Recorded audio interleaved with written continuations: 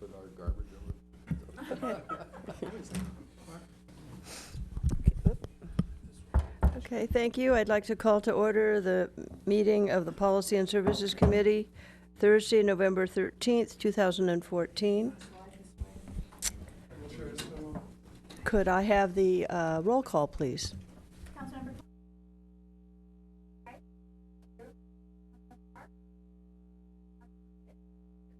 present. Okay, thank you. Okay, public comment. Are there any members of the public here who would like to speak to items not on the agenda? No? Okay, thank you. And if you're here to speak to items on the agenda, please submit your speaker card. Okay, agenda item number 1. This is a series of referrals from council related to city real property matters. And if we could have a staff report. Thank you, Chair Price. Lalo Perez, Chief Financial Officers. Good evening, members of the committee. As you stated, we're here as part of a referral process through the City Council that happened in September 8th and 15th meetings due to the Santa Clara County Civil Grand Jury report that was issued. I'm looking for a little bit of an input from the committee as to how you like to proceed with the items. We can take them one at a time. We decided to, for efficiency, we put them all the issues in one report. So I could go one by one, stop and get any questions, or I could go through all four, whichever way you like. I think I prefer one by one. Is that all right with everyone? Okay. Very well. The first one, there was a request that we provide a list of donated city-owned properties and any restrictions that were included within that donation. So what staff has done is compile a list of items that we know of that were donated to the city. It's an attachment A, which is right after page 5 of the report, the actual report. And that is labeled attachment A, and you can see there's 10 properties that we identified within that report. I wanted to make one correction. Property item number 6, the 915 Scott Avenue has comments. Those comments were left there from another field, so you can ignore those comments, please. And then on the column leased, it should probably read used by or lease, because some of those are being used by city functions. What we propose to you is that we post this list on the city's website so it becomes something that the public can have access to, and obviously we would update it as we would receive any future donations or change of use. What we are also stating to you in our report that this is to the best of our knowledge. In order for us to further determine the exact conditions of any donation, we would have to do a conveyance, and those property reports could cost anywhere between $500 and $750 for us to pull to where we would actually get that from the county and get the deed and figure out any further conditions that we may not know of. Some of these donations go back many years, and so the files may not have all the pertinent information that we could tell. But what we did is we did, to the best of our abilities in the files we have, compile that information and reflect it in attachment A.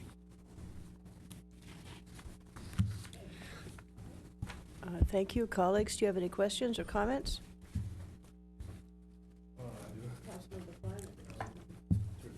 One, I think another column would be helpful. That is who the donor was. Okay. Maybe for just historical purposes, since my guess is, well, I know that all the donors are deceased, but still, I think it's good to know. I would also have a footnote or something on numbers 9 and 10, because you look at Foothills Park and you say, oh, Foothills Park was donated to Palo Alto. No, it wasn't. Those parcels may have been, but the bulk of it was purchased by the city. Okay. So I don't know how many acres in Foothills Park? Several, 500, 600, something like that? 600, 700. 1490, somebody said? No, sorry. It's okay. So I don't want anybody to be misled on that one. Thirdly, I certainly favor not going to spend any additional money on the city's 100 other plus properties to see how many were donated, because I don't see what the expenditure would be gaining for us. So it was given to us rather than purchased by us. Same result today, it's ours. That's my thoughts. Okay. Councilmember Schmidt? Yeah, I agree with Larry. It's a nice table to have. I guess I would like to see dates in required. You know, Larry mentioned if you know who gave it, it would be nice, but also some sense, not an investigation of all the property deeds, but just if they are known, to get a general idea of was this given 60 years ago or 2 years ago, I think might be important. The Scott Park, the size of it is, what, 40 times larger than Gamble Gardens? Is that the correct 1.2 million square feet? No, it isn't. I think it's. If you note under the comments, we have that basically little comment that's saying that we cannot verify it. That's not a correct size. Yeah. You know, so. Well, I wouldn't even, I think Greg's absolutely right. It's ridiculous to have a number like that in there. Yeah, it just doesn't make sense compared to the others. There's a 25-story bocce ball court. Yeah. Also, I guess you have on page 3 a segment of the table on land, which includes all the land purchased. And somewhere you mentioned there's like 100 properties or something else. Now, is this list available, or will it be available? The reason we put the list there to really get some feedback from you. City has 140 parcels of property consisting of land, building, everything else. Now, a lot of cities put up their city-owned properties on their websites. We left that as a sample for you to see. We have a spreadsheet with all the city properties. Lala will talk about that when he continues with the staff report. The question is that some of the properties we may not want to put on the website due to security concerns. Utility is a little bit uncomfortable with that. Yeah. So we're just trying to get some direction from you and also see what utility would like to do to go forward. Okay, is discussion of that list then later in the presentation? We could have it now, it's your choice, but I think our intent, and it actually started with the IBRIC, because the IBRIC wanted to have a list of properties, and so we had it kind of all over the place, and we centralized it, and our goal was to eventually get it out to the website, as Hamid was talking about, but as we got into some of the level of details, we were finding out that some of the pertinent information may not be as clear, so it kind of slowed down our process. But our intent was to give you an idea of what we were thinking the columns would be, and you're giving us some feedback on the other table that could, makes sense to consider for this as well. So we wanted you to see that and see if there was anything else you thought would be useful for the posting of this list. Good.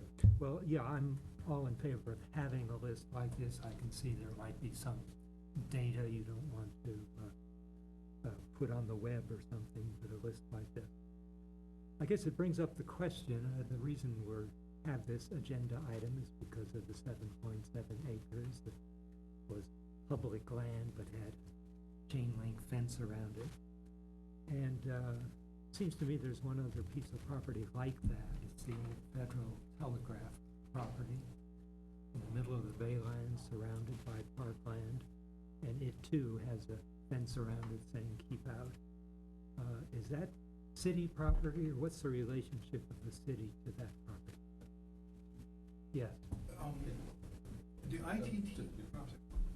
The ITT property, the underlying fee is owned by the city. But what they have is an easement that was granted to them. And that easement, a while back, city, I think about several years ago, city did an appraisal and they wanted to purchase the easement, but that they didn't follow through. So basically, it's city-owned land, but it is basically encumbered by an easement to ITT. Let me add to that, Councilmember Schmidt. The condition of the easement was that the facility would continue to be used for the specific purposes that it had. It started with radar for ships back then, and it's kind of continued in different modes. We've been in contact with the holder of the easement and inquire whether they're ready to move on and not have a need for the property. And it's kind of been on and off. Well, we think we might be, we're not sure, but we assure you that we're still continuing to use the facility as for the purpose intended.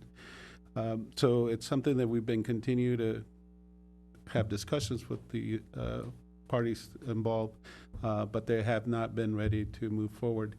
There was council approval and direction to, with a specific dollar amount many years ago, in the 80s, I think. 80s or 90s to buy the easement from the holder. But we had that condition that if they were not using the facility for the purposes intended, and since they continued, we haven't been able to secure that. I guess I've heard informally that they had not used that site for many years now. And it is important from a park perspective, since it's in the middle, a big chunk in the middle of a park. And two, it's very intensely tied to Palo Alto history, in the sense that radio communications shipped to shore. It's a very important facility and brought Lead to Forest to town and, you know, helped start the whole communication center of Palo Alto. So, question, would that be on our list? Is that something that, although there's an easement on Right. it, is that qualified for our Yes, list? it would be. It would be city-owned property. It's encumbered by an easement, but since we are the owners, it would be on the Yeah. list. Yes. To add to that, our intent is to have a list of properties that we own and then put the conditions that they're in, either lease, used by the city, or easements, and also properties that we rent from private parties. So that is also available. I guess the value of this is someone could go down the list and say, gee, that would be a really valuable asset to the city. What can we do about it? So I think it's important that we have properties like that listed and available to the public. Okay, thank you. The headings of the two charts are slightly different. You'd heard comments earlier about some of the suggestions. I guess my only observation would be on the one that's attachment A. I'm not sure there's a need for the comp plan column unless you want to have a comp plan designation versus a zoning designation. So for, We'll right. take a look and see if there's any. Okay, and then the other issue is the parcel map link. Now, the APN is a standard way to obviously identify parcels, but will there be, is there a need to have a parcel map link for the public list, or is this something that you would find would be useful for you to quickly find the location through a GIS system or something like that? Well, you bring up a good question that we've had internally. We also consider having a link to, for example, Google, where it would have a picture of the access to the picture of the facility, or actually take a picture ourselves and put it up there. So we just thought that if somebody wanted to go and double check with the county records, that would be an easy way for them to cross-check our property. That certainly seems reasonable. How much is too much, how much is too little, right? So I think this is very helpful and very useful. Okay, Councilmember Klein. Just one quick other thing. I would do away with the column that says acquired by, because it's an inventory of donated city lands, which means they were all acquired by gift, so why repeat? So have the donor issue at the top, or this Well, you kind of, origin. we have a lot of columns, so I'm trying to eliminate. Yeah, right, take some We out. added donor and some of the other things, and here's one that Donor we can could be take in out. there. Mm-hmm. Yeah, that makes sense. Okay, so your request is review and accept with some proposed modifications? Right, I think you've given us the feedback that we were looking for, and, you know, for us to continue with the process of providing that list and making it available on the web. Okay. Do you want a separate motion for each of these items, or no?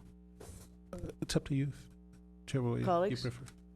I think it would be good, since we are just recommending the council to accept it, so that it would be good if we have a motion as appropriate to prepare for council. Okay. So- individual looks like it's easy enough to do it that way tonight. Yeah, okay, that's fine. So should we say, that's a motion? Yeah. Is there a second? Second. Second, all in favor? Aye. Okay, that's 3-0, one person absent. Okay, so the second portion of the original staff recommendation, review and consider potential revision to specific reference to policy and procedures related to sale/transfer of surplus city-owned real property. Thank you. Yes, and with this procedure, what happens is Hamid and his staff do periodic inventory review on our city-owned properties and make a determination if there's a continued need for that property. Or what could also happen is the department could come to us and tell us that the department no longer needs a specific site. A prime example that we've discussed with you recently has been the Middlefield well sites. The utilities department and the water fund had no need anymore. It did not have any need for the wells that are located there, so they have removed the property from their inventory of use and brought it back to the general fund. What happens from there, if we deem that that is property that is available for surplus, then we put it through a process that is an open and competitive bid. Once that determination has been made, we include an independent appraisal and a formal bid proposal package that goes to the council for approval. And after the bids are received and evaluated, we either reject all the bids or accept a bid that best serves the public interest. That's one way that it could happen. The second way that can happen is that we get an unsolicited offer to lease or purchase city property. That is something that is not as common, but it does happen from time to time. Recently, we've been approached about the former Los Altos treatment plant as to what the city intends to use it for, or if there's availability of the site. When inquiries come in, we discuss those internally. Typically, we start with the real property division, Hamid's area. If it's something that is dedicated parkland, open space, or utility site that is fully utilized, we reject the request. If it's something that warrants further evaluation, then we have an internal discussion within the office of the city manager, city attorney, and then ultimately to council for further review if it warrants that. So the committee may wish to recommend that the council amend the policy to acknowledge the potential for an unsolicited offering, clarify procedures that staff should use to address and resolve such offers. That's the area that is not fully detailed in our current procedures, other than that informal process that we have. And so we're open to any suggestions or comments or direction. Okay, so we should start with the sale or transfer and then move into the unsolicited offers to lease or purchase? I think 2, 3, and 4 really ought to go together. They're linked? Okay, so we'll just continue to do that. Okay, so let's start off with colleagues' comments about the two items that have been addressed thus far. Councilmember I don't Klein? think the staff has any recommendations for a change. We haven't experienced, as I mentioned, it's not common to get the unsolicited offers.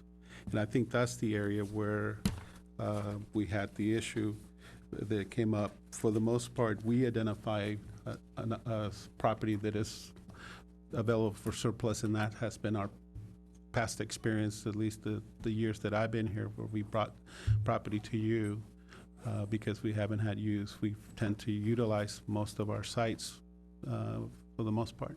It's only a handful of properties. There's one that was done in 2004. The last surplus property we sold was in 2006, 2460 High Street, and the price was $450,000. So in the past 20 years, we probably have sold maybe 2 or 3 properties, surplus properties. That was the electric station. This was basically, Well site? I think it was a pump or well site. It was on High Street. It was an odd lot, Yeah. and there was a 2-story residential put in but That's the one that's adjacent to the off-ramp from Alma in Oregon. Oregon? Yes, Yeah, that's the one. City Attorney Stump?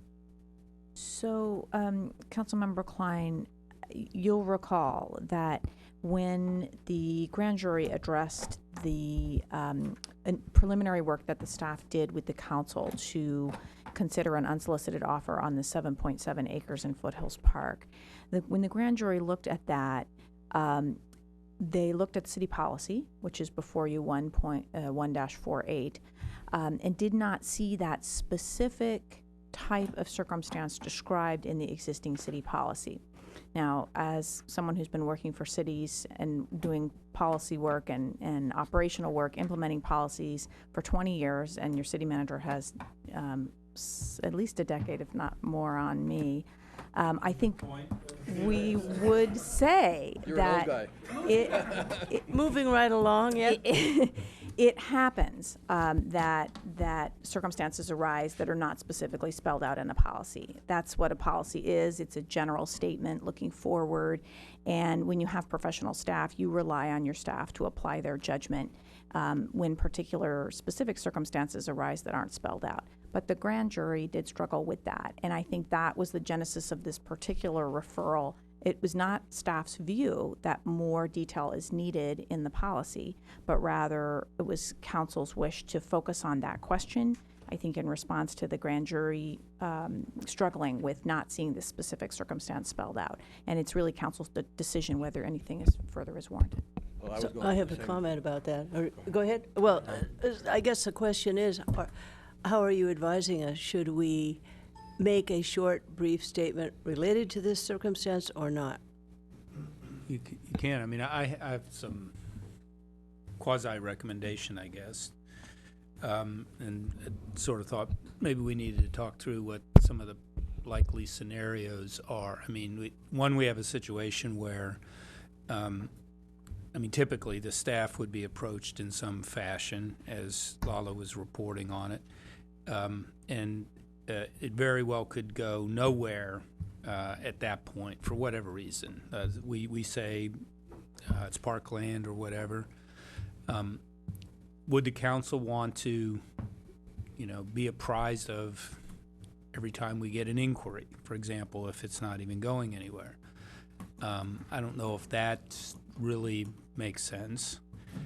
But it does seem to me that the situation where we actually receive an unsolicited offer and we need to bring it to the council's attention. In the case of the 7.7 acres, of course, what we did do was the potential for a decision related to real property, scheduled it for closed session discussion with the council to see if, explore whether or not there was even any interest in both entertaining this and what direction you would give to the staff if so. One thing I think is worth discussing is would you want to have some sort of public preliminary process or some way to identify in a little more detail what is happening when we get a proposal like that? we've been approached by XYZ person or corporation or whatever it is who's expressed an interest in leasing or buying this particular piece of property from the city. That seems like that could be a worthwhile policy to put in place, and you could still leave it open to the fact of would you, I think the council still should have the flexibility to then schedule a closed session if you desire, or if you think that, there's a reason that there's no reason for a closed session, you want to have a public discussion, you can do that. You're having this discussion as it relates to other issues before the council right now, and it seems like at a minimum that would align with looks like some of the efforts the council making in some other areas. We've talked a little bit around staff about, is the city helped or hurt by specific details of an offer being put out initially? For example, in the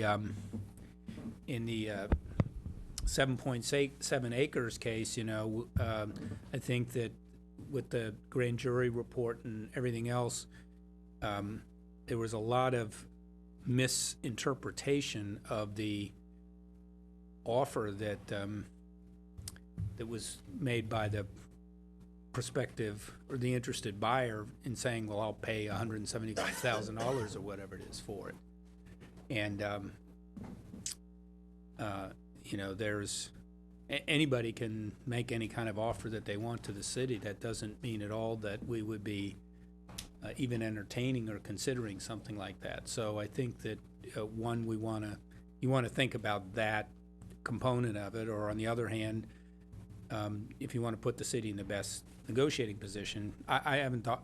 Lalo and I were talking about it today. I was trying to think, well, somebody really came in and said, well, we'll give you $30 million for this parcel. Are we really hurt by that being just announced publicly to the council even before you direct us to go and negotiate? Unless I'm missing something, I didn't really see that would be a problem. I'm sorry I cut you off before. No, Councilmember Klein? Well, okay. Well, I have no idea who the people on the grand jury were and how experienced they were, but I have a feeling they were inexperienced. And you never have a policy that covers every conceivable situation. That said, how much work should we put into developing an additional policy that covers something that may occur once a century? I don't think very much. So I would certainly favor the addition of one or two sentences that in effect say an unsolicited offer shall be considered the same as a recommendation from a department head to the real estate person as to consideration of what should happen. In other words, I assume that from time to time a department head may say, I don't think we really need the XYZ parcel, and the real estate manager can, and through him or her to the city manager, may do something or not. And it never gets to the council if the real estate manager and the city manager say, no, we're going to keep it because we can see some other part of the city administration using it or whatever. I don't think it should automatically go to the council. If somebody makes the $30 million offer and the city manager says no, the prospective buyer or offeror can go to the council. And the council, if a couple of council members want to put it on the agenda, fine. Other than that, I don't think that just because somebody makes a wild-ass offer, it automatically has to go through the whole public process. If the manager, the staff say, no, go away, fine. And if somebody wants to, in effect, appeal that, also fine. But let's not turn everything into an agenda item on the council. Councilmember Schmidt? If I could give a different perspective, I think Please, Mike. I think the 1.48 is dated. and needs to be looked at. It states in the policy statement that there should be an open and competitive bid process.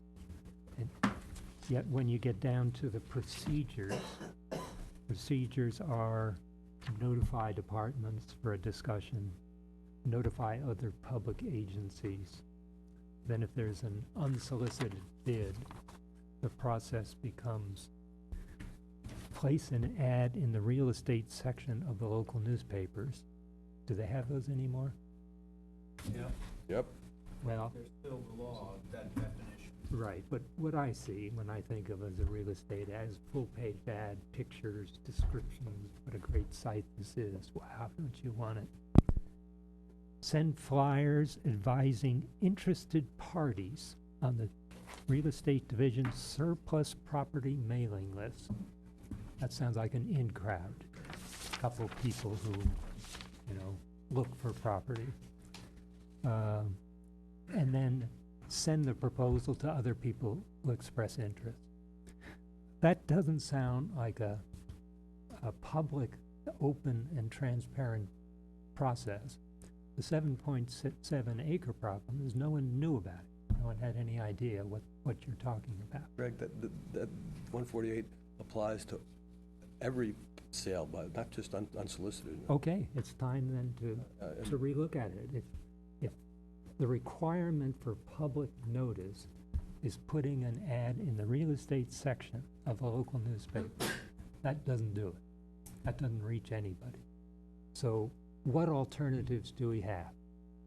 Now, one thing is to put it on the council agenda, another is put it on the website, but let's have some ideas of what an open, transparent process would be. Most, Most things that you've been critical of only occur after it's been approved by the council. For introductory language is, upon approval by the council, the real estate division shall. Right, but that comes after the initial process is let's talk to each other inside the city, and then let's talk to other public agencies. No? That's not true. Okay, so you do agree it should be on the council's agenda? It I is thought you it is under this process. Right, I thought you started by saying everyone does not have to be. No, you did, well, let me try again, Greg. Okay, If somebody comes to the city and says, I want to buy your property, and I'm willing to pay $30 million or whatever, or $3, doesn't make any difference, and the city manager, for whatever reason, says no, that's the end of it as far as I'm concerned. If the city manager says yes, then all I was looking for was one sentence that says, then it goes into this process. But I don't want a process by which, just because somebody makes an offer, it has to be on the council's agenda. If the manager says no, that's the end of it. And the prospective offeror has a way around that by just going to individual council members and say, I think it ought to be on your agenda. But I don't think that an offeror should be able to force his way onto our agenda. Go through the process of city manager says yes. Then you go through this process. Right, and this process is consent calendar No, that's not on right. D. Yeah, Councilmember Schmidt, start with C. Okay, So this is when the material is packaged up and sent to council with the staff recommendation that council has to formally declare the property surplus and instruct that the open bid procedures be followed, or decide to transfer it to other city departments or negotiate with the public so agency. whenever the city manager says yes, then it is an item on the council agenda. Yes. Okay, then I think the issue is what information is available on that item. And I think the problem with the 7.7 acre is there was no open, transparent knowledge of what that was. So just to clarify, on that piece of property, we didn't get as far as C. The city manager didn't say yes. The city manager was in a preliminary process that had the city manager wanted to formally access this process, it would have had to go through then C and D, but it didn't get anywhere near that far. In fact, it went to council before that. Yes. So in that case, we did include council in a process that the existing policy could have just stayed at the staff level before it went to the council under C. But as the city attorney did say, if we ever were going to get to the place where there would be a recommendation that 7.7 acres be sold or transferred, then it would have to follow this process. So, I mean, it is a little interesting how much controversy this stirred up when we never even got to the position of saying, yes, we're interested in selling or transferring the property permanently. The first item we talked about, maybe the list of properties available, might be helpful if that's a public list. Mm-hmm. And members of the public would see, gee, this is 7.7 park acres near Foothills Park. I guess that type of information was not available when it went to council. It was not on a website. It might have been in some report at some point, but not currently that I can think of. Yeah, so I guess that's the issue, an open and competitive bid process. If you don't have public knowledge, But we never voted to do that, Greg. there was. It was 2 steps back from there. If we ever got to the point that there would be a bid process, then all of this public outreach and notice, and of course, let's just stay with this particular issue, we knew a lot about this parcel as a result of the discussions that were had with council, and none of us had known the history of the ancient history almost dating back to the original dedication that only came out because of the process even that we did use. Yes, so to clarify, so Councilmember Schmidt is correct that there wasn't a database such as the staff has brought forward in Exhibit A sitting on the website. And these are the types of more modern practices that the city is building now, and lots of them do exist in terms of more open data that's pushed out to the public proactively. When the staff went back and researched this parcel, we did discover that it had repeatedly been on the council's agenda in the 80s and the 90s. I don't recall exactly the dates, but that material has been provided to the public. But in terms of the recollection and knowledge of current staff and leadership, the item had not come forward, and of course the current council also had not focused on it. Yeah, I guess my basic point is about the open and transparent, is when the council got it, it was in closed session, where you operate under the rules, you cannot publicly state what took place in that session. So the options for the public to become involved in this transaction were severely limited. Well, it wasn't a transaction. I mean, so no, I'm not being argumentative about it, but the point is, I mean, I think it's one thing to say, could the city have used a different process, and that would have not been in a closed session. That's a different issue than if we were to get to a point of there being a considered transaction that the city was going to pursue, then all of this public process would automatically kick in under the existing policy. So you may want to add a sentence or two or whatever to the existing policy to make it a little bit more explicit about what the council's intentions are. But I do think it would be a mistake to think that by following its existing policies that the city could have disposed of this property without it being public. I don't see how that could happen. Councilmember Klein? I have to take issue with one thing that the city attorney said. Exhibit A is an historical document. It just shows what properties have been given to the city. It is by no means a list of properties that are for sale. Oh, no. Yeah. So to me, it's just a chapter or an exhibit to a history book. So I don't want anybody going away with the idea that it's more than that. Greg, I don't hear where you would want different,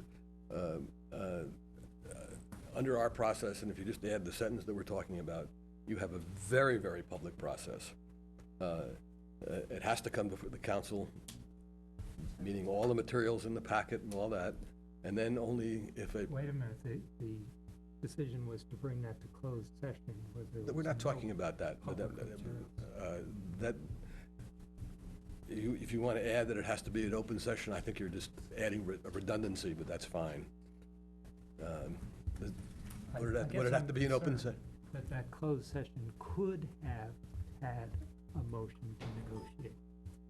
I think the motion would have been under this process to have us declare it a surplus, and then we would have gone through all these steps. That's what would have been the request of you.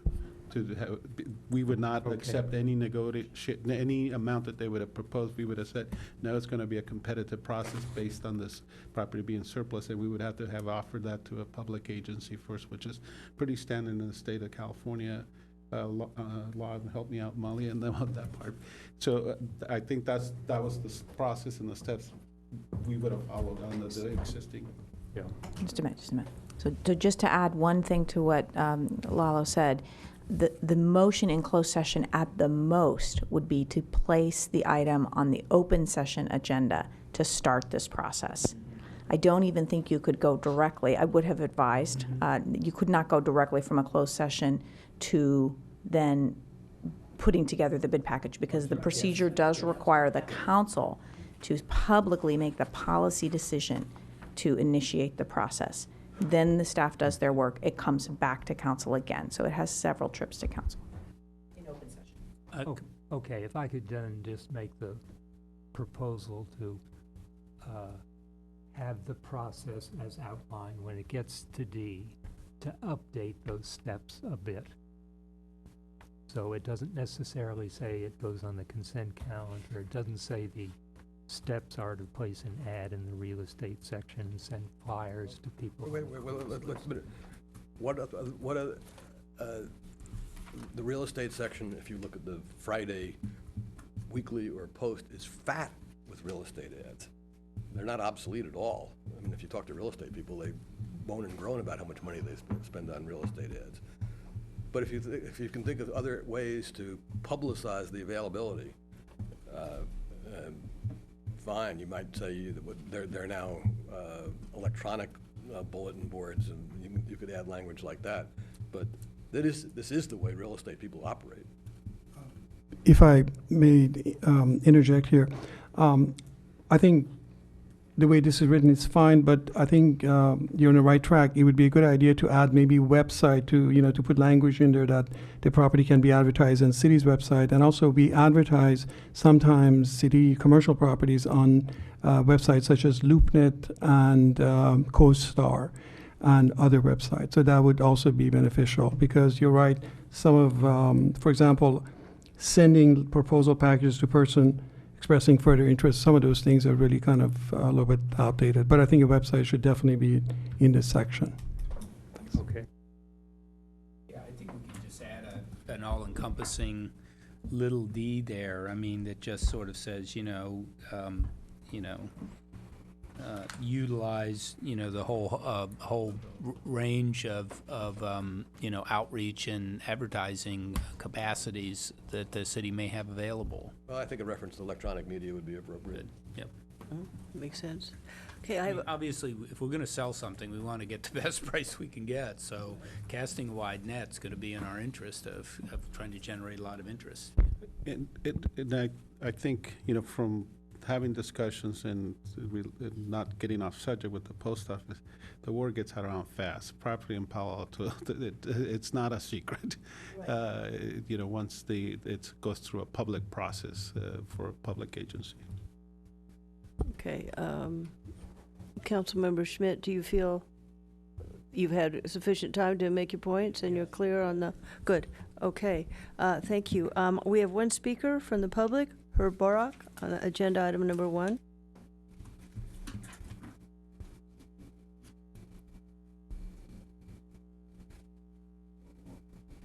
Thank you, Chair Price. I believe it's helpful to read what the grand jury said. It's just one paragraph. The grand jury determined that the league gift property had not been declared surplus land pursuant to Government Code Section 54220 at SEEK and Palo Alto P&P 1-48 ASD. Therefore, it was inappropriate and non-productive to discuss in closed session the price and terms of the sale of land that could not be legally sold at that time. And the city attorney mentioned what action you could have taken in closed session. In fact, you couldn't have taken anything because you could not legally hold a closed session on this property as you did hold a closed session. That also addresses Council Member Schmidt's concerns of not being able to talk about what you held in closed session. That prohibition only applies to closed sessions that abide by the law. If you have a closed session that's an illegal closed session, you can make public what was said. The problem is that the current council and the current staff may have learned their lesson about this, but there's term limits, council members change, and staff changes. So I suggest that in the policy, at the very beginning, you add a new or you can just add the words.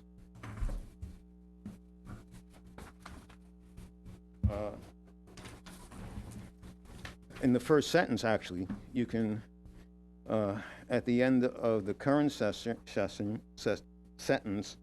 where it says, through a public bid process, pursuant to Government Code Section 54220 at SEEK, and this policy and procedure 1-48 ASD.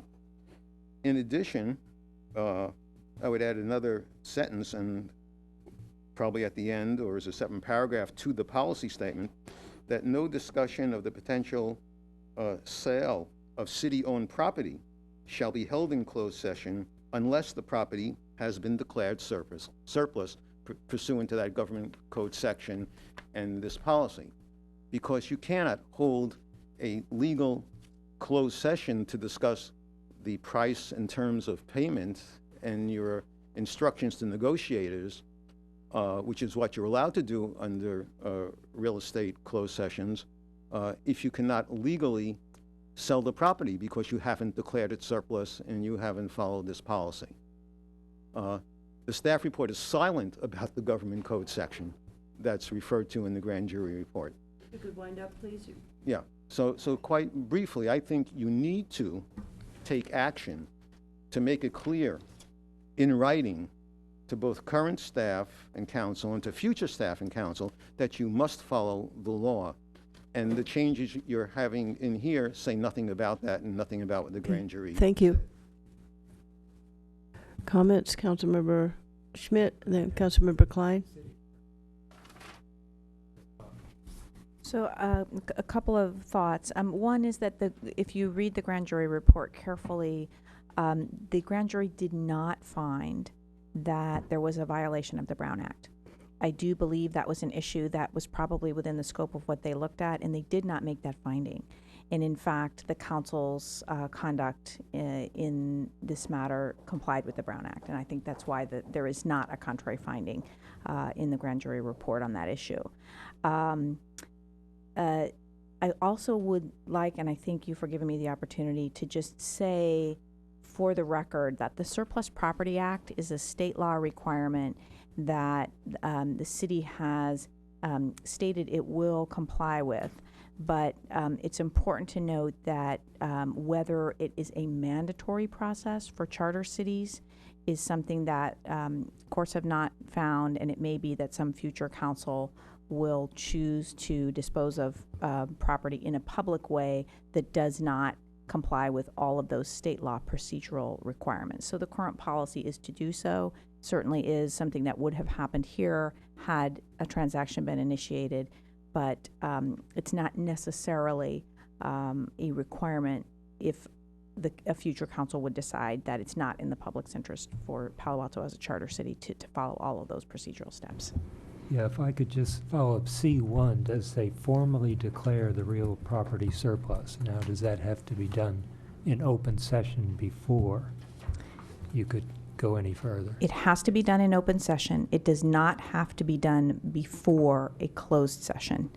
If the closed session otherwise meets the requirements of the Brown Act, which I believe this one did. So I guess it's a fine point, but there is no question that a policy decision to dispose of a piece of public property must be made in open session. But it is possible for the closed session discussion of price in terms of payment to begin before that. Councilmember Klein, did you have a comment? Just You had your briefly. hand up? Yes, well, comment, and then I want to see if we can move on. For the reasons the city attorney stated, and also because I believe the facts that Mr. Borak stated are incorrect, I just would not let them go past without saying very strong, I disagree. But I think we need to move on, because I think that 99% of what we have already on paper handles any situation where the city wants to sell property, whether it's initiated first within the administration or when somebody might bring some great offer to us, which, as far as I know, hasn't occurred in, I don't know, when was the last time we sold off a piece of, an unsolicited offer? No, not unsolicited offer. We don't Never. have that Never. information. All right, so I move that we direct staff to bring to the council this section of our procedures modified in two respects. One, to state that it would also cover an unsolicited offer, but it would only go to council if the city manager recommends it. And second, to update our procedures in notifying the public to take account of electronic media and any other method of broadening our exposure of the property to the public. If it's okay with the maker of the motion here, at least, we would just put that under D, Yes. 3D, little d, utilize other modes of advertisement, including electronic media, something like that. Is that a formal motion then? That's my motion. Okay, second. Want to speak to the motion? No.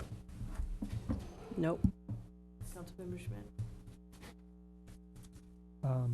Yeah, I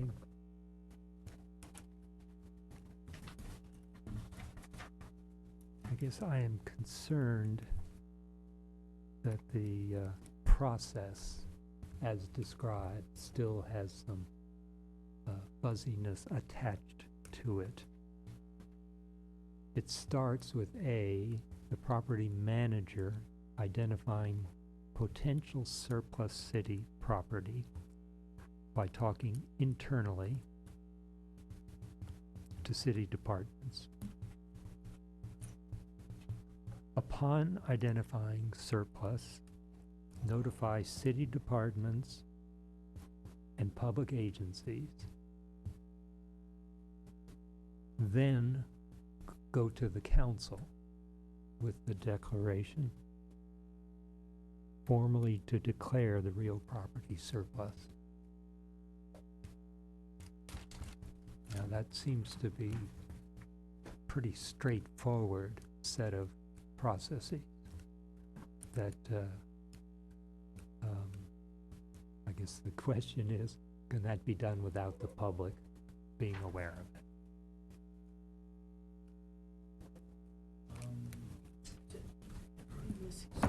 So the procedure says that to that point it can be, but that then goes to the council. And the council can say, no, we don't want to declare this surplus. We want to retain it for its current use, or we want it to be moved from one unit of the city to another unit. Yeah, I think the concern of at least one council member is if it's public property, 7 acres of parkland given to the public, there should be an opportunity for the public to be engaged in the process. So, And this does not have that public engagement. so it does at the point that the staff packages it up and brings it to council in public for the council to decide, yes, we want to initiate the process of disposing of it, or no, we don't. That's a public participation. If council is interested in declaring it surplus and disposing of it, the staff goes back, prepares bid materials, it comes back to council again. So there are those two opportunities.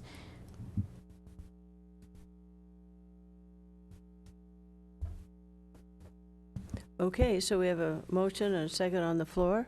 All in favor? Aye. Opposed? Okay. It would really help if you explained why you're voting no, because I really don't get it. Councilmember Schmidt. Yeah, I'm concerned that the way I read the procedures, first the policy statement that talks about an open process. Procedures A, B, and C seem to imply clearly that the public would be involved through the council in open session. And I think the problem with the 7.7 is it got deeply into council discussions with information. Greg, I don't hear that what was you're suggesting, non-available. though. What are you suggesting? I would like the staff to take a look at A, B, and C under the terms that there's an open and competitive bid process, and see whether there is language that would assure that this be a public. So I'm trying to differentiate this from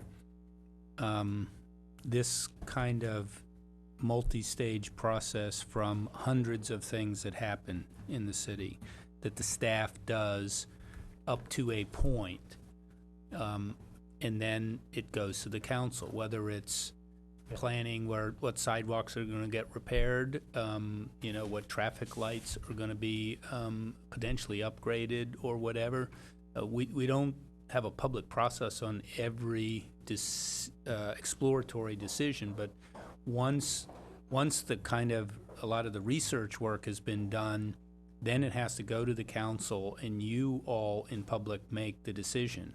I think maybe we're getting a little hung up on this because of the in the aftermath of the 7.7 acres decision.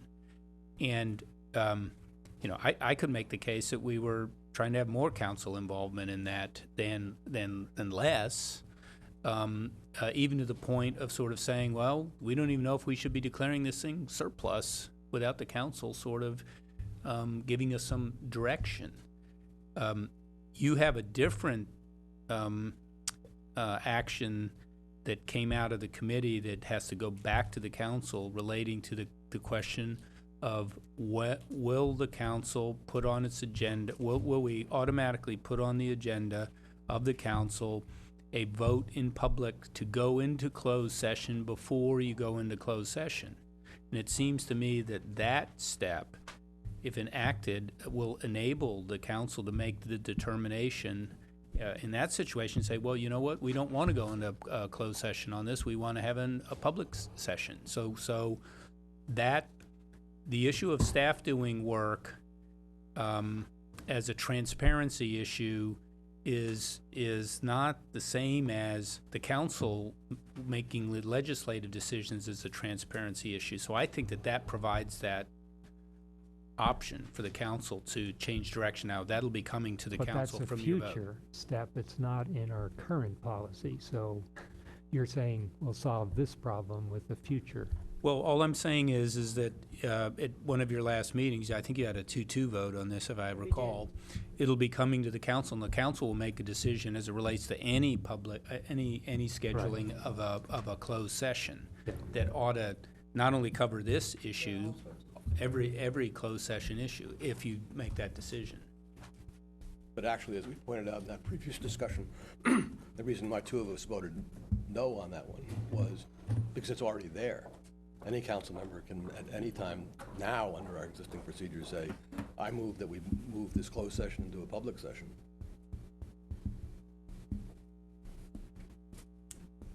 Okay.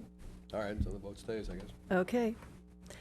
And I have a question because I may have missed a window in the first element of in the first motion.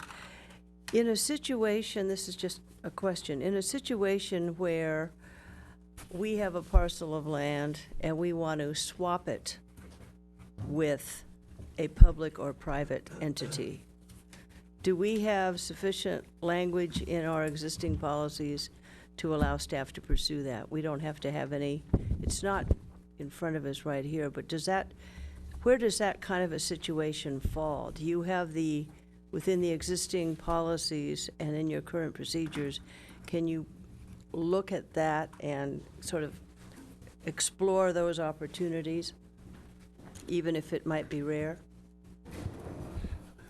I think it would be, we would have to declare it surplus as well, because we would not be using it for the intended purpose, and somebody else would be using it, most likely in your scenario, another agency or maybe a private party.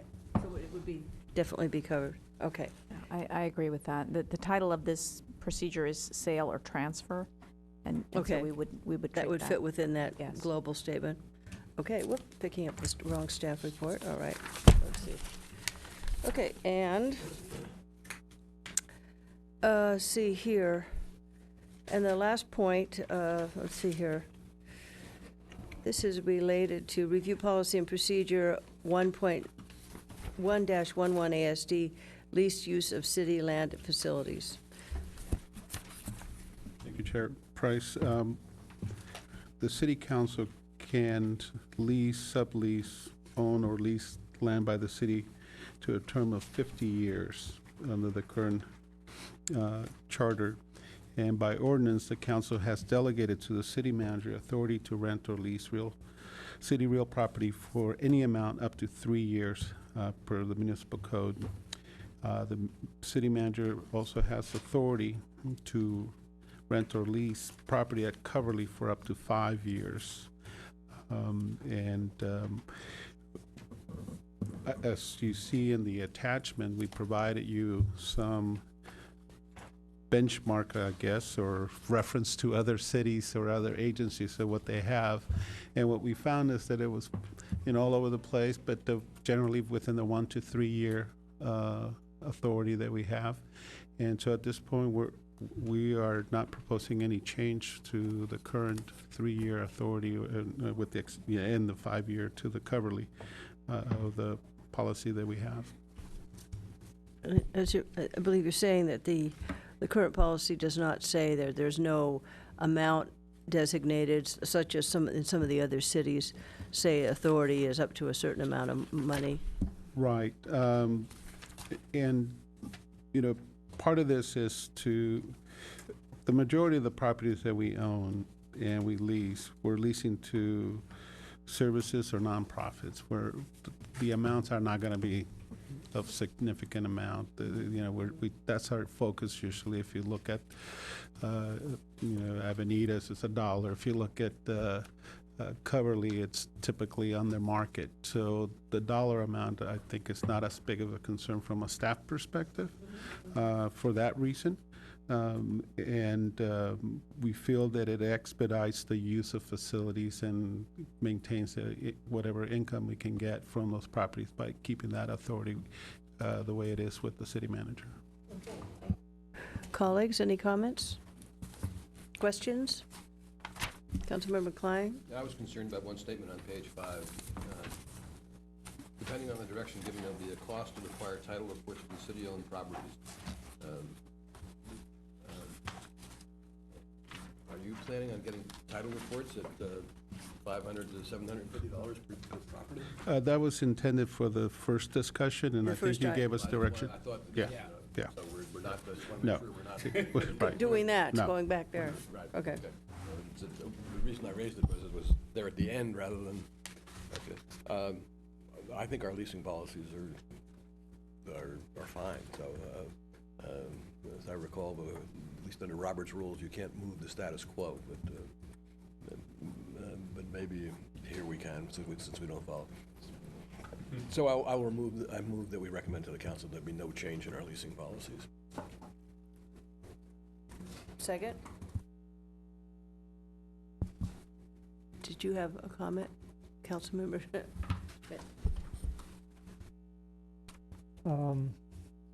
Let's see, again, just the language of criteria under A, procedure A. The last phrase is requires that uses of park dedicated land be park, playground, recreation, or conservation-related issues.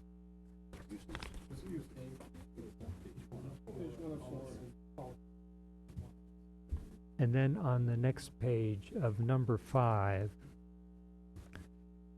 this is under the leased agreement, option to lease.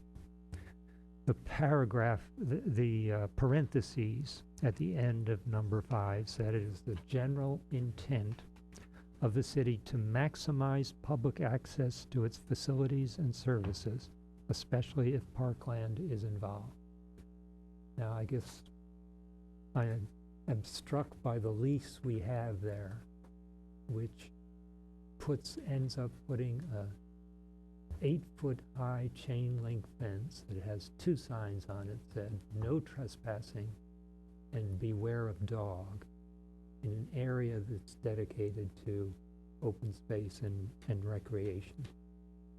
Now, that's because of the lease agreement, but the lease agreement is only 5/10 of an acre of a 7.7 acre plot. Yet it seems to go against the intent of having public access to land that, even if it's not dedicated park land, is deed controlled as parkland and open space. So I'm concerned about the disconnect in the lease, in which the lease Can you of clarify, are you speaking about the lease to the Actera on the 7.7 acres? Yes. I assume that's why there's that chain link fence prohibiting access to the 7.7 acres. No, Saying dogs. that's not the Beware only of reason. dog. The property is not safe for open public use at this time. There's an open culvert there, and Parks and Rec is looking at developing the property for open and active public use, but those safety issues will have to be addressed first. There is also a lease for the Actera, but also wanted to clarify, the property is dedicated parkland at this time. Council took that action already. Now it is. Yes. I guess I was talking about during the time If I of recall correctly, discussion. the city also has fuel stored on the property. No, municipal services. I think it's on the parks side, not in the 7.7, but it's right at the border. So it's right there. Yeah. Councilmember Schmidt, City Attorney Stump and myself and Hamid as well, when I've been there twice, and I do agree that it's not a safe property. We walked around and pinpointed the areas, and I think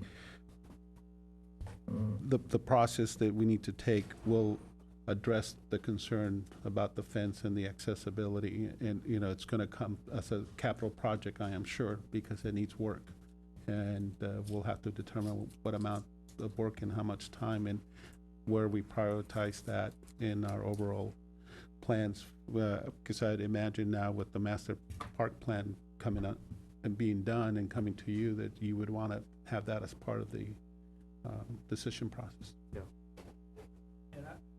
I would just add, I think that this commentary really doesn't speak to the need to change the language in the existing policy.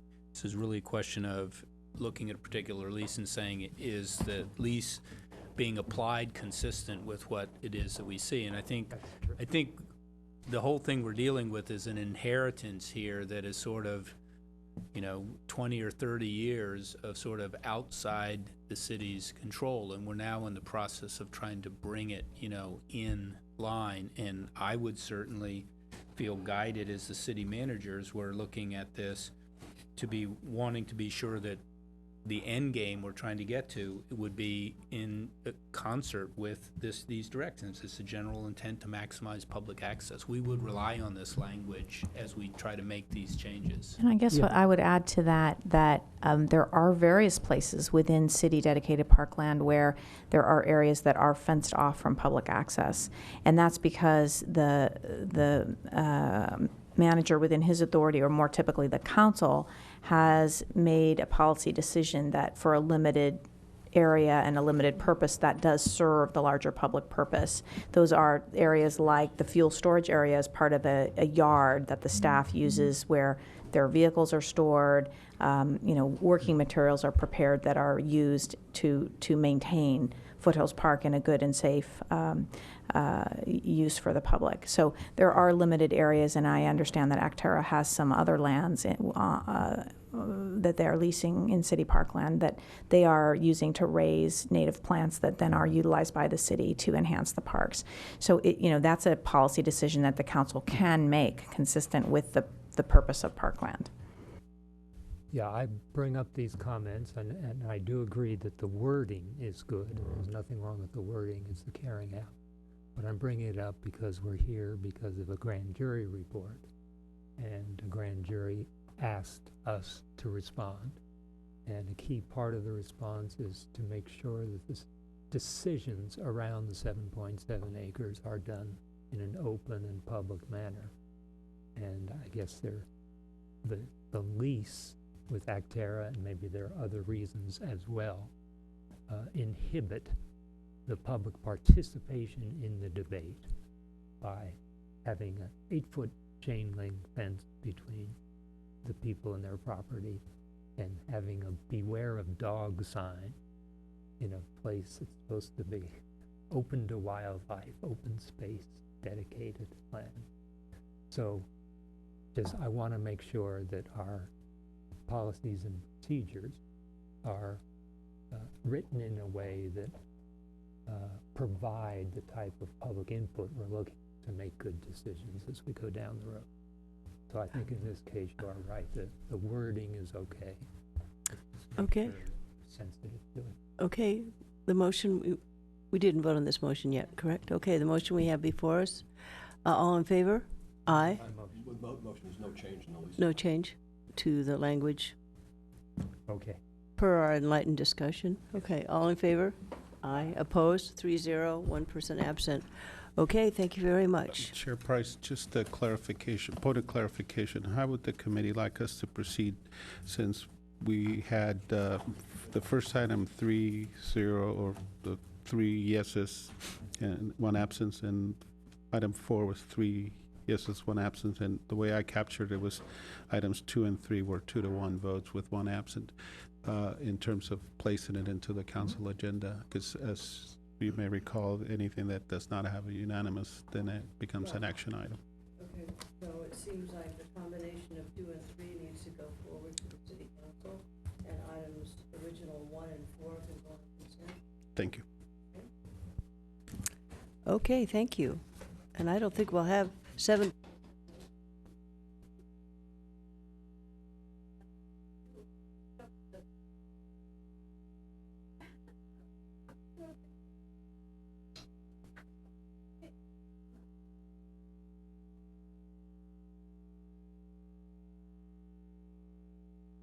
I always like to look at the silver lining on things.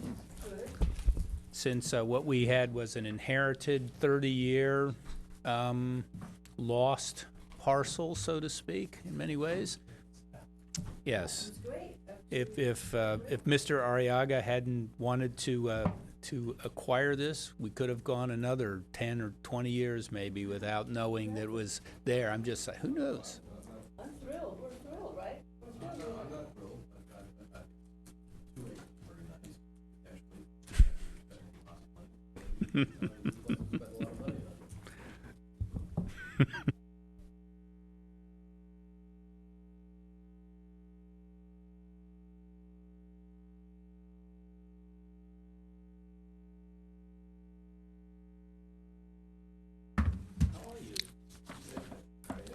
take any inspiration from the YMCA over there doing their mock legislative session? I hope that the applause that I received is nice. Yeah, that's right.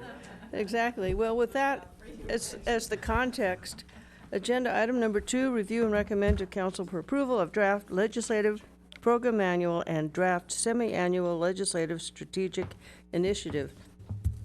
Mr. Hackman, could we have a staff report? You may, and hopefully at this point you're relatively familiar with what's before you. Just again, very briefly, this item was last heard by you on October 14th. At that meeting, there was a number of comments that were made regarding both the state legislative program, the draft legislative program manual and the draft spring 2015 semi-annual legislative strategic initiatives document, previously referred to as the legislative parties addendum.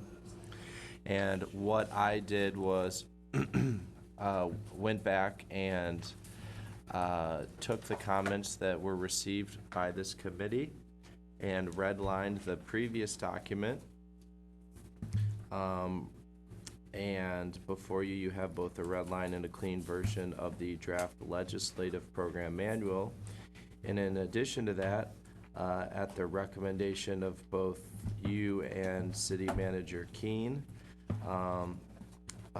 reached out to our executive leadership team for more specific semi-annual legislative strategic initiatives. And what you see before you is an updated document that has much more detailed strategic initiatives than were before you earlier. So what my hope would be tonight would be that we would get input and approval on the draft legislative program manual, input and approval on the draft spring 2015 semi-annual legislative strategic initiatives document, and then we could take those to council for their input and approval prior to the end of the year. Okay, thank you very much. And Do you have a comment? If I may, there was just one App Places item that should have been passed around.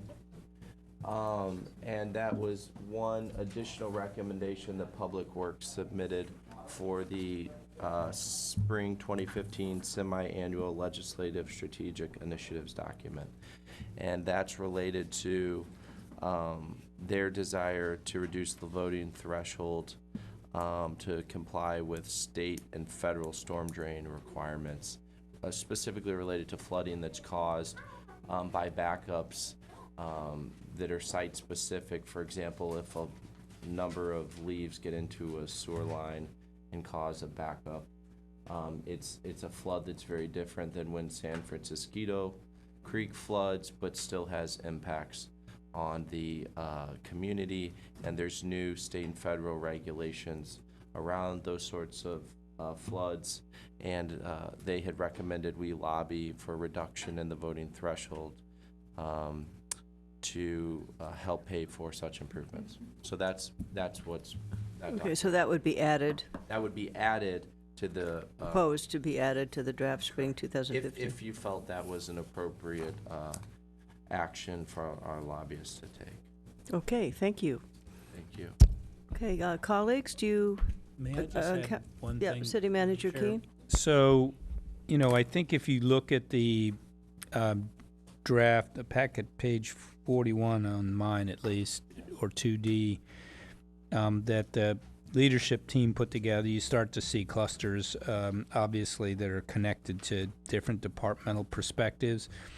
And most of them are still, they're sort of general policy perspectives.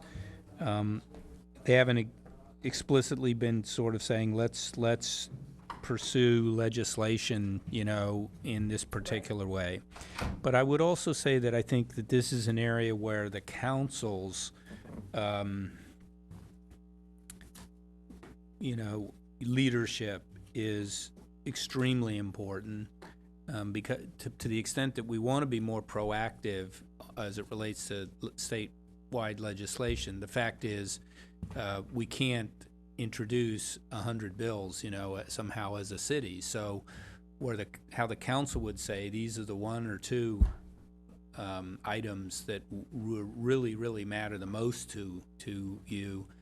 I think that would be extremely helpful, and I think that would start to advance both strengthen the relationship with our legislators themselves in getting them to carry legislation, but also in really sort of not just reacting, but trying to get some things that you really want to see into law. But are you requesting that we begin that discussion here, or the list we have is an unweighted list? It's not even organized by category, so it is, and that's a comment I was going to make, just to simplify it for the reader. So We could do that as a follow-up. yeah, that would be simple. But so is your request that we begin that discussion here, or have it with the full council? Because I agree, it makes sense in terms of providing a little more guidance and direction. You know, it's something the full council's going to have to decide on. So whether you want to surface a few things here to be able to provoke your colleagues, or we do it with the council, as you know,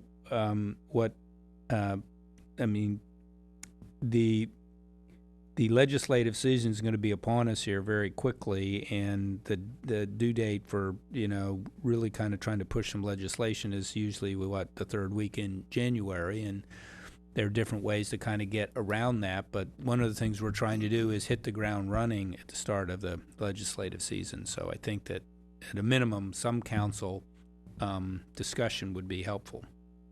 Okay. Council. Okay, thank you. One option too may be to say these are the A's, B's, and C's, but let's discuss this. I also have a card from Mr. Borak, so why don't colleagues, you have questions? And then, Mr. Borak. okay, is that all right with you too? Okay, Mr. Borak. Thank you. I agree with Chair Price on the packet page 41 that this should be organized by topic. And within topic, I believe you should also indicate which of these have come from the Policy and Services Committee and which have come from staff. As you call, when we have meetings, when you have meetings with our state and federal legislators, you know, there's a number of issues. The topic issues are generally organized by topic, and they indicate, you know, who is the person, you know, mentioning it. And in terms of priorities, I don't know that if you do have them, with that's listed first, and as what are the major ones, you know, without saying at this point, you know, what they should be, to set them off, you know, from the others. So so the higher order would be the ones that are priorities. The next thing would be by topic, and then by who proposed these. So I think that would be helpful in the council discussion. And you know, once the council chooses some, it doesn't really matter, you know who it was that proposed them in the first place, because then it's council policy. But at least for this part of the legislative process, I believe that should be included. Thank you. Okay, colleagues?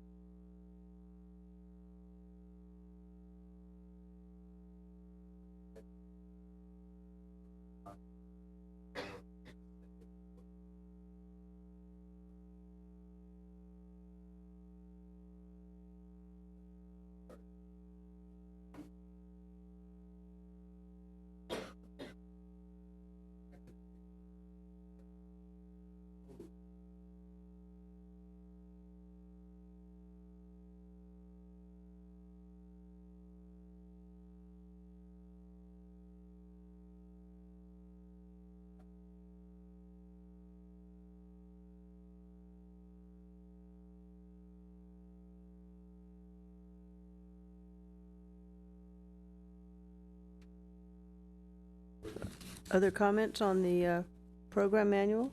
Councilmember Schmidt?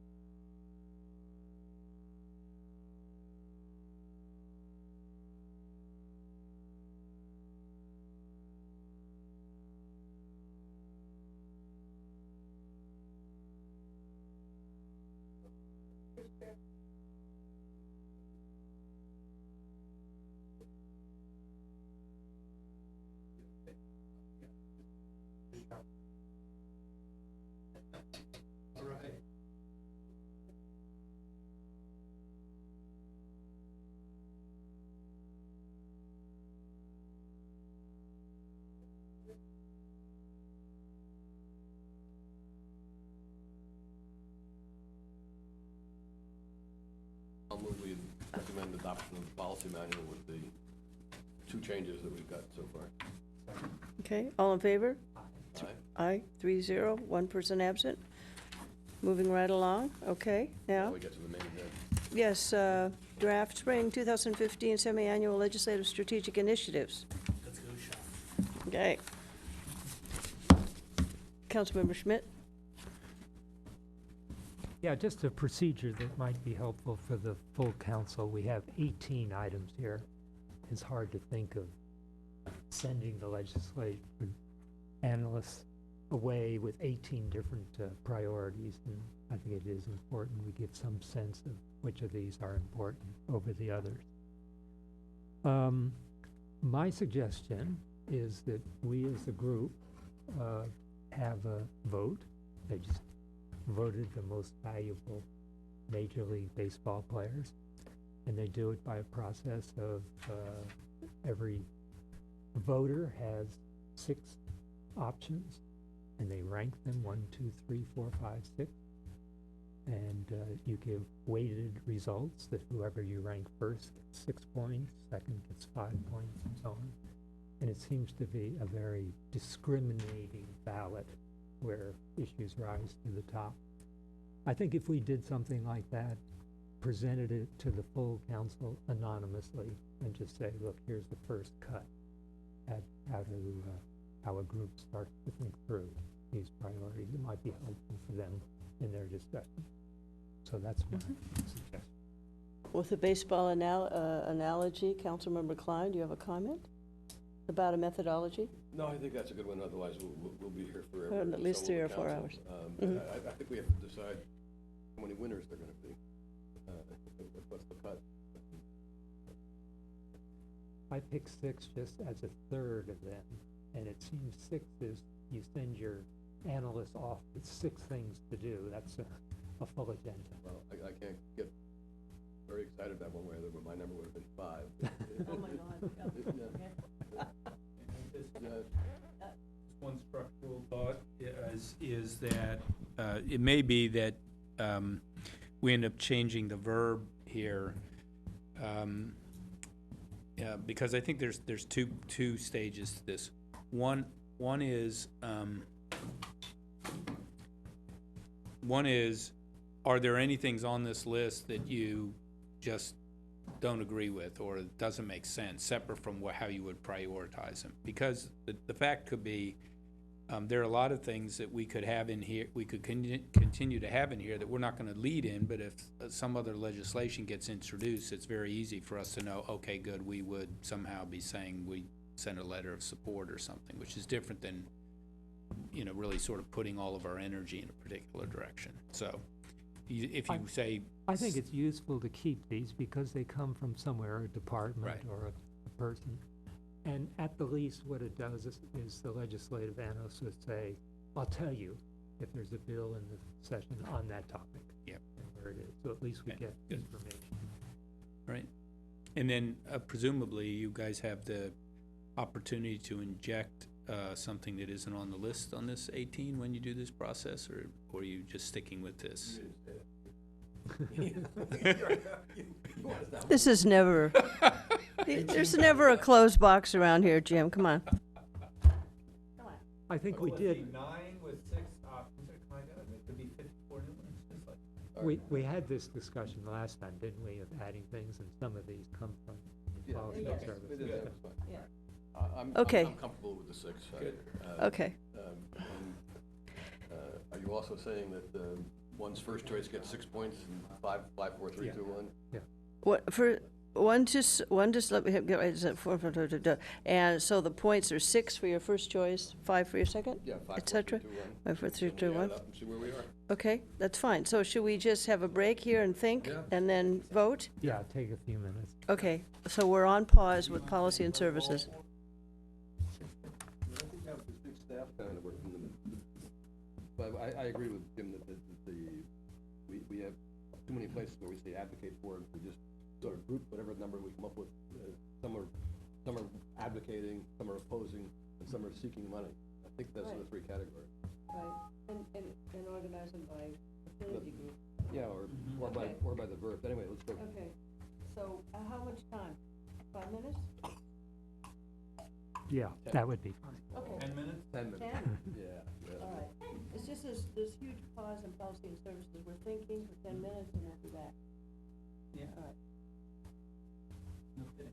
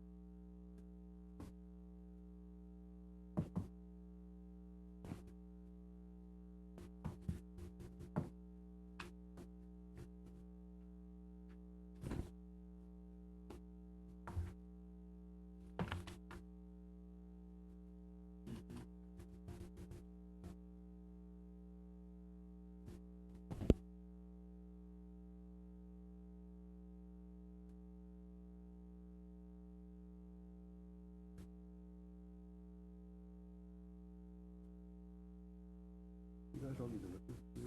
This is not the SAT. It's, we're just so ingrained, it was a long time ago.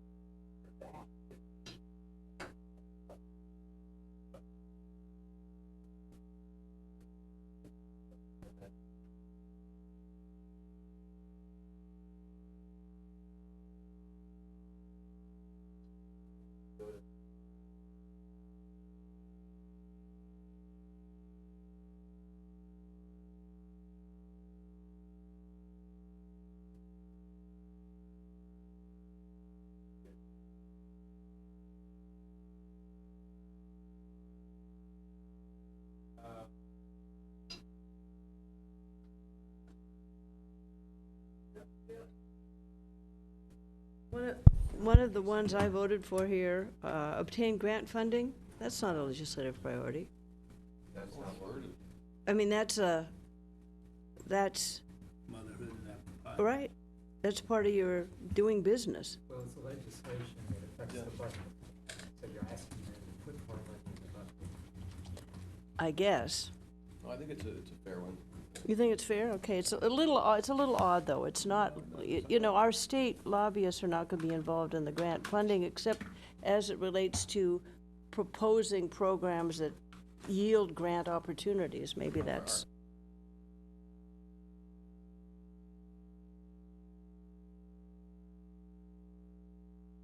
It's still in the mix.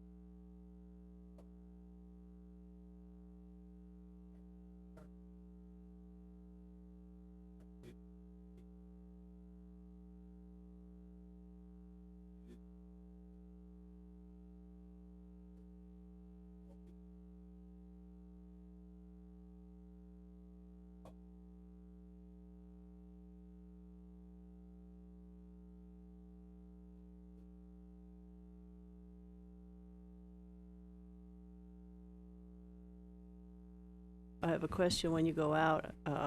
As I recall, in the past, we weren't given guidance on the number of priorities, or we were? Were we saying, I can't remember, did we submit 3 to 6, or? Yeah, three, the policy. 3 with a rationale if we want, or whatever, and that's the same process, so everybody get the same guidance on that? Right. Okay.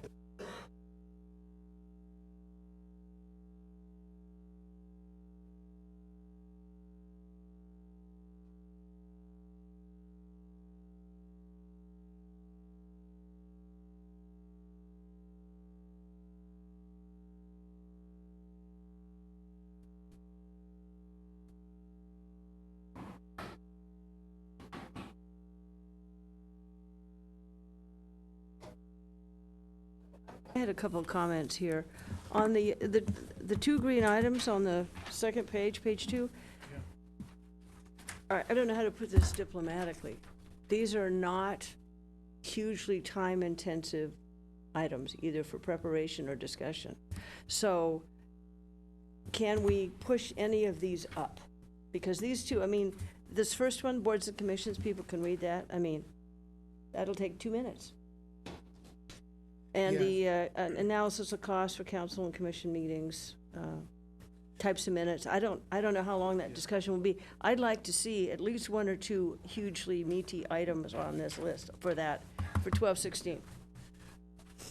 So, The airport item we talked about earlier today, there was a little bit of ambiguity on exactly what was to come back to policy services. Right, and that's, I think I understand that now. Right. You want a discussion about why we can't be on the round table and Right. talk about different alternatives and things like that. I think with that direction, that might not be a hard item for Public Right. Works to bring back. So I'll talk to them tomorrow and Okay. we could try to get that.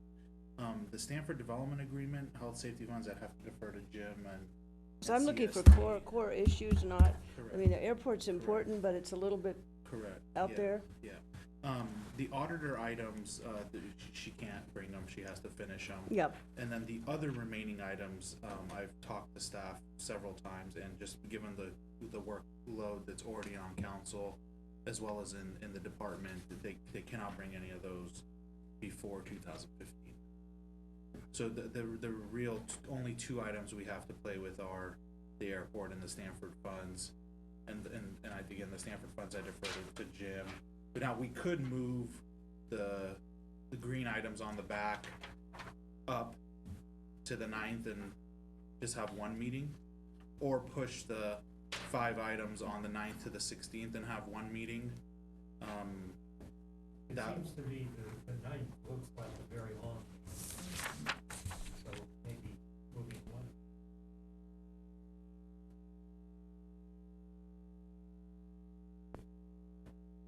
maybe the art. Move the art item, Mhm. and then maybe probably try to bring the airport item to the 16th. Yeah, I guess, you know, this is a personal thing here on this project safety, Netherlands Health and Safety.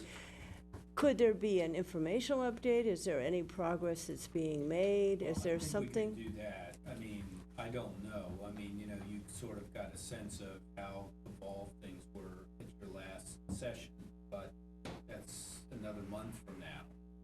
Mhm. And, you know, I mean, there's a lot going on. I mean, I certainly think an informational, you know, an update report as to where we are. Mhm. Um, Like, for instance, where were we after, in terms of potential hiring or not, in terms of project safety net? We kind of didn't get to what kind of direction we want to recommend to the city council, and then the staff would proceed with. Right. So, I don't know, comments?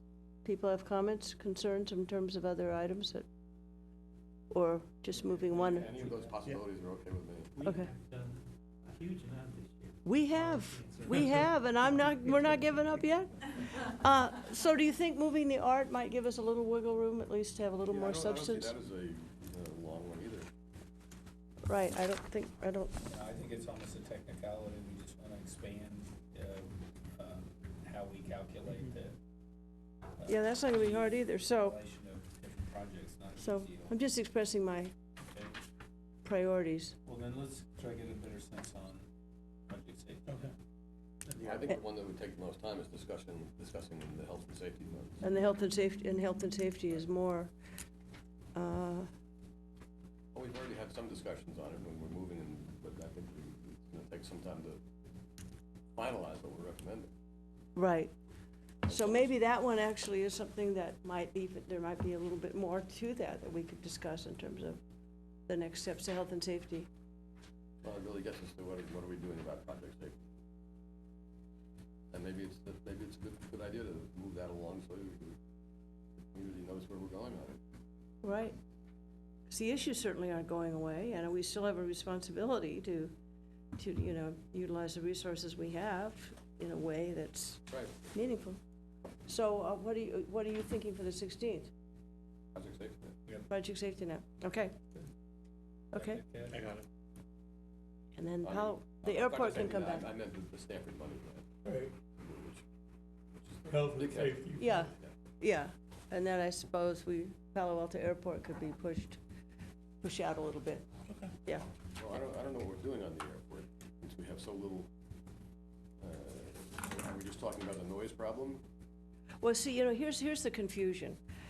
Perhaps the title is not quite correct. We're talking, isn't the issue the noise issue related to FAA and the routing of flights? And it's our participation in a roundtable in San Mateo County. It's not directly, it's not directly related to, it's SF Airport. It's SFO. That's where there was a confusion. Right, right, correct, because it really is.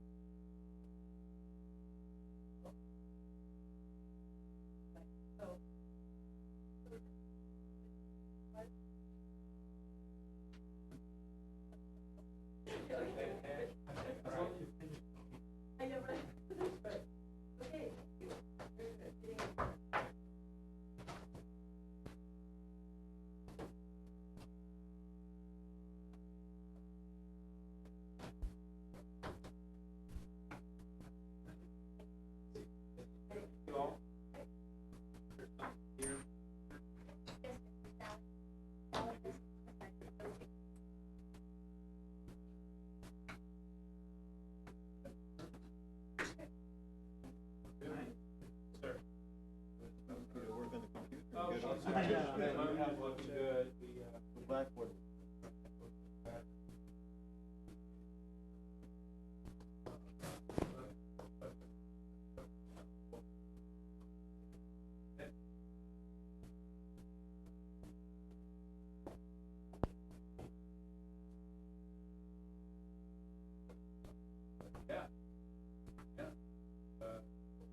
Maybe spending Thanksgiving in the same hospital. Oh, I understand that. It's a very good. Do they?